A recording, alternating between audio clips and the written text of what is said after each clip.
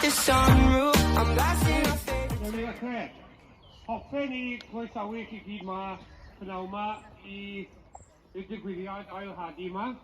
Mae hwn yn blaen digwyddiad ail yw digwyddiad Thail Glas Thail Cynaliadwy sy'n digwydd blwyddyn nesaf. We're looking forward to seeing you all here that day because you know we'll have a lot to offer and a lot to show you that day. So, right, I want to introduce our experts here today. I've got Paul Morgan here from Germinal. Germinal are the joint sponsors of the events next year along with De Laval. And I want to introduce Mr. Chris Tiller, who is a Grassland expert, and they will now talk you through the different methods of sowing here today. Thank you very much. I'm Paul Morgan from Germinal.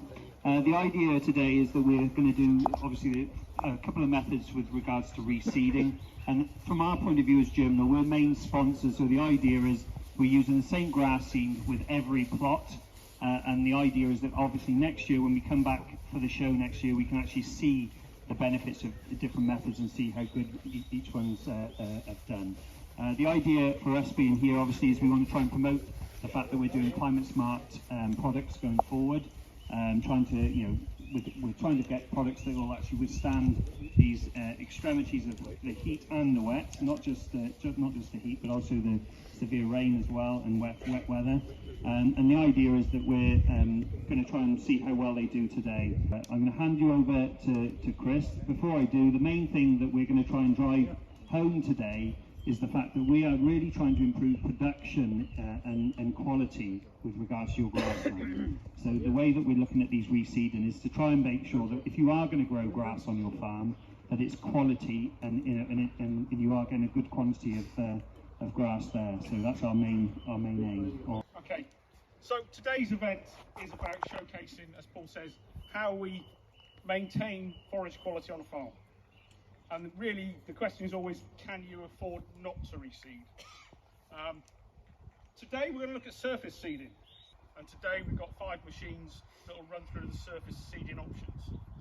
Now, the plough is obviously the devil's work, and everybody tells you nobody should be ploughing anymore because you release carbon, and it's a bad thing. Which, yes, if you're ploughing every year on high organic matter soils, you will lose carbon with a plough. But if you're ploughing every 12 to 15 years of ploughing out of grassland, you will recover your carbon within 2 years of reseeding. So it is still an option. The reasons I don't like ploughing in some places, A, my wife isn't that keen on picking stones. B, it can stir up an awful lot of weeds. So one of the advantages of surface seeding is we're not disturbing much soil. So hopefully this isn't going to turn into a crop of chickweed and creeping thistle. Will it, Steve? So there are bonuses to every method. When I come to surface seeding, the one thing it doesn't deal with is any soil compaction. So if you've got, before you charge in and say, I'm going to get a set of drills, we need to think about what's under the ground. Because if you're just sticking seed in the top of an old layer that looks pretty knackered, and the reason it's knackered is because there's soil compaction at 2 inches, then in reality, these aren't the bits of kit for you, and we need to be thinking about cultivation to get rid of that layer. So it's not always the answer. The good thing about the plough, it can cope with an awful lot of trash and the old sward. So one of the things we've had to be careful with here is we've tried to give these boys a real clean field to go into. So Griff's been around with the rakes, trying to take as much trash out. Okay, so these maybe aren't the best to deal with real old thick swards. The Aitchin's got half a chance, but the others might struggle with a bit of trash. So I've tried to make it as easy as possible for them. So what we're going to do, we're going to run these 5 machines. It is not good conditions. If somebody phoned me up and said, Chris, should I put my seed in this week? I'd say no. But we're here, okay? I've got enough moisture that we're not going to turn it into a dust bath. I've got enough moisture that the rakes aren't going to bounce around, and at least the grader's going to get in the ground. We have got rain in the forecast. So it's not only soil moisture that's my real interest. I want to know, Derek has told me we're going to get some showers at the weekend. That's why we're here. And I say, there'll be an opportunity, 12 months' time, to come back and go, yep, that one worked better than that one. It doesn't mean it's a better machine, it just means it might cope with conditions better on the day. Steve brought a set of Opico rakes up. Then we're going to run into a Vrado drill, come from Pennygoist, Phil Lewis, and Harry's here today. Then we go over to the Gutter machine, Rob Edwards, Lally Davis' bought Aitchison drill, and then Geoff Morgan's bought a set of iron block arrows over the back. So they're going to do a pass down, let them get 10 yards, and then we're going to actually see what they've done, and then they'll loop round and come back and do another pass for us. Nick, run us through what the issues are on a dry day. On a dry day, it's just making sure you get enough seed to soil contact, which we probably won't get today, so it would probably be advisable to roll it in afterwards with this particular machine. We do other machines with rollers on. We do sets of rolls that we fit seeders to. So here today we've got Hudson Beckler harrow and seeder that Opico have been importing now for over 25 years. But so this is the 6-metre harrow. We do it in various different forms and guises. There's a choice of different specifications on the seeder as well. We can put levelling boards on it. We do a heavy-duty Grassmaster, which is in fact a 12-metre harrow frame used at 6 metres. That comes with all the whistles and bells, an Air 16 outlet with hydraulic fans, and a 400-litre hopper instead of this 180-litre hopper that you see on this machine.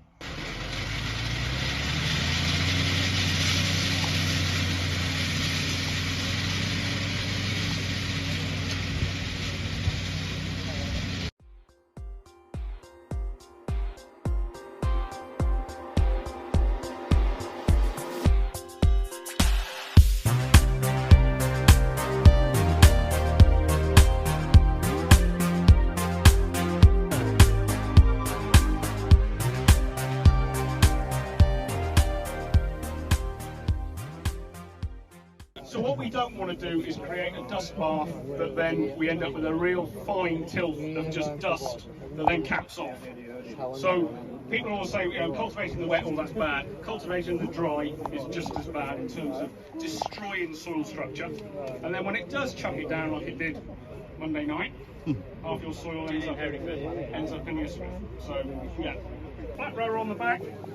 Harry, anything you want to say about this bit of kit? This machine is 7.5 centimetre spacing, one pass machine, and then, well, as you can see today, it's probably the roller will be on the ground because of the ground conditions. But it's a double disc system, so 2 discs of the V, and it drops the seed in between the 2 discs, but mostly grass seeds. So again, when we think about which is the best machine, we also have to think about what we can do with it. You know, I don't want to spend a fortune on a machine that just does grassland. You know, these boys want to have the options of doing other crops as well.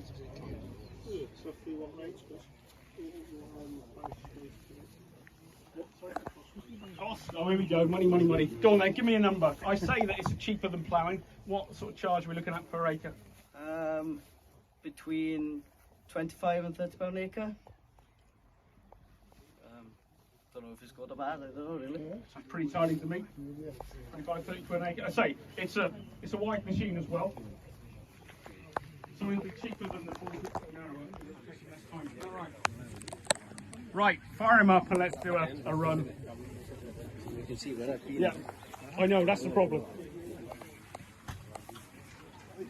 What's the ideal depth of seedbed? What's the ideal depth of seedbed? Ideal depth, really, we want to be no more than about a centimetre of clover. I don't want to bury my clover, so we've got clover in the mix, so yeah, I need to get a bit of soil coverage, but I don't want to leave it on the surface for the birds to have a little flat, really.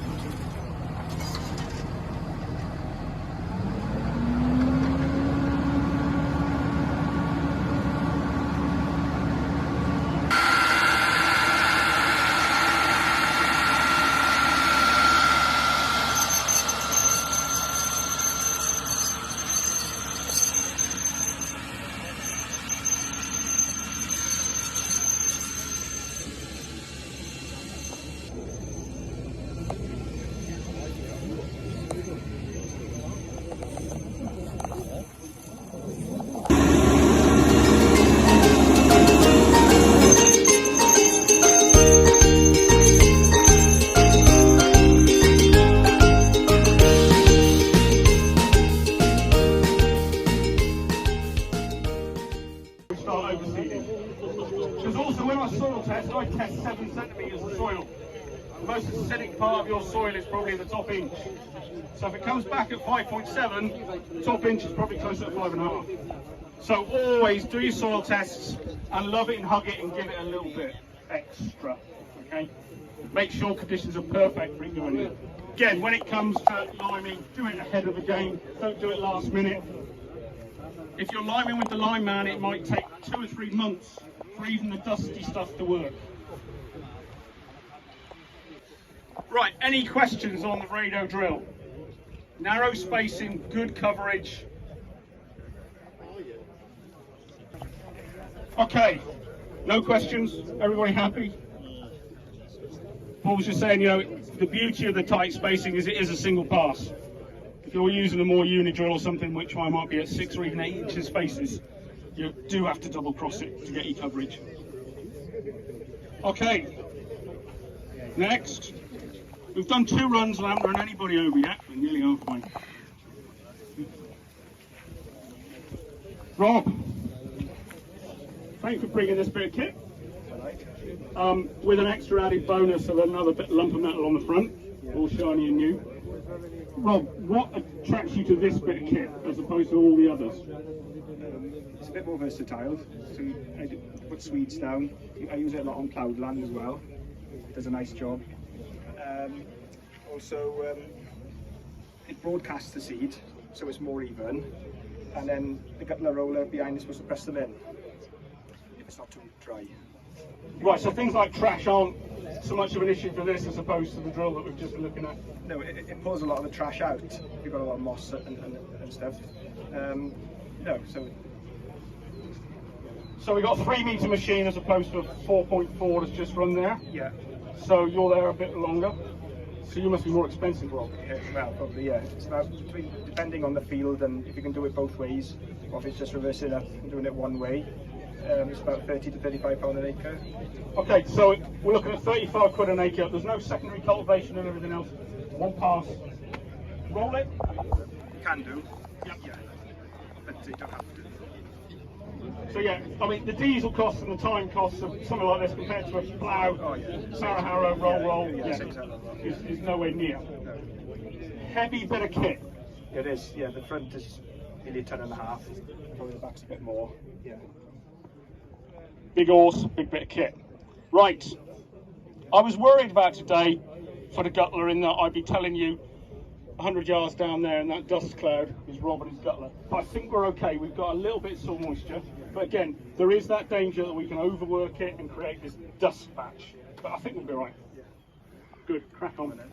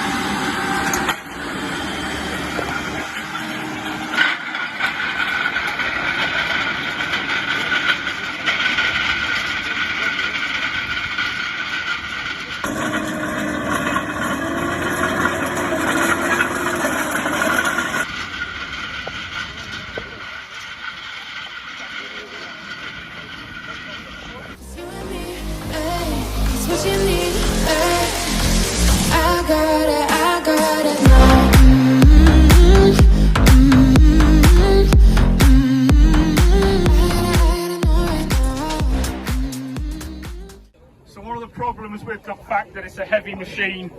If you round up a sward and you've got a bit of a slope, Rob ain't going to be a happy man because it will go sideways. On a flat it works lovely.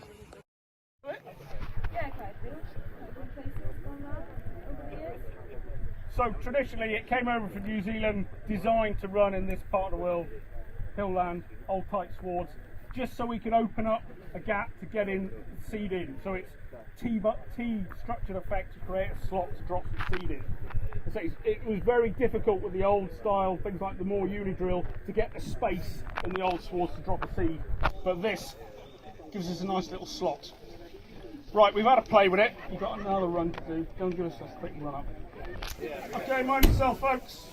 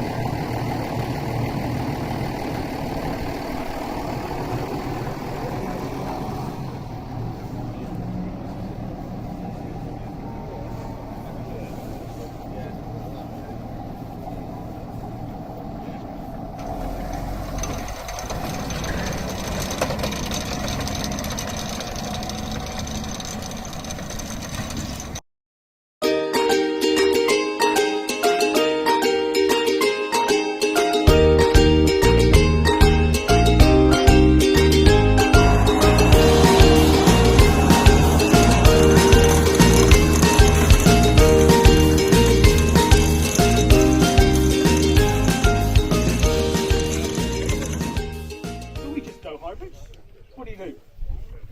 You go with tetrapod. Okay, so the advice is, if you've got a silage field, I'm going to put some tetrapod in. What do I do with the grazing field?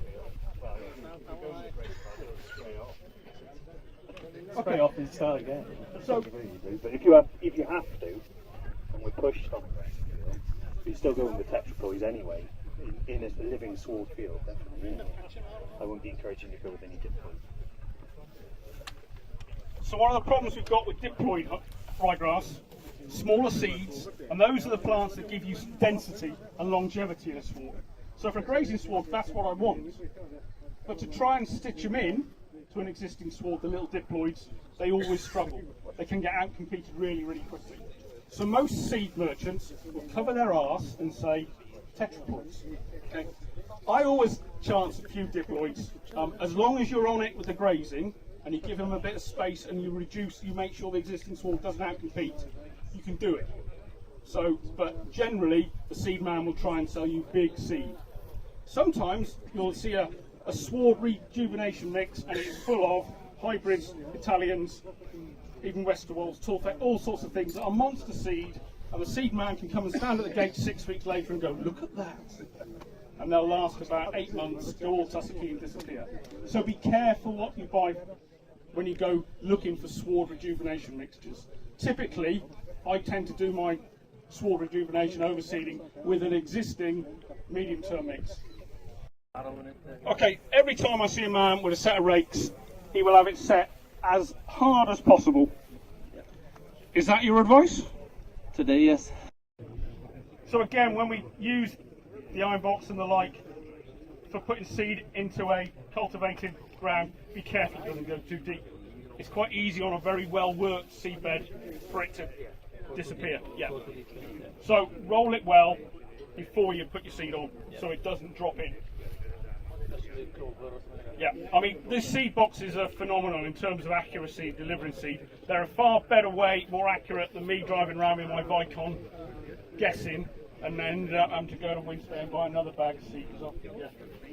So accurate, I can do 1 kilo an acre of clover on its own and it'll be spot on with these seed boxes. But yeah, certainly as far as clover's concerned, we've got to be really careful it doesn't go too deep.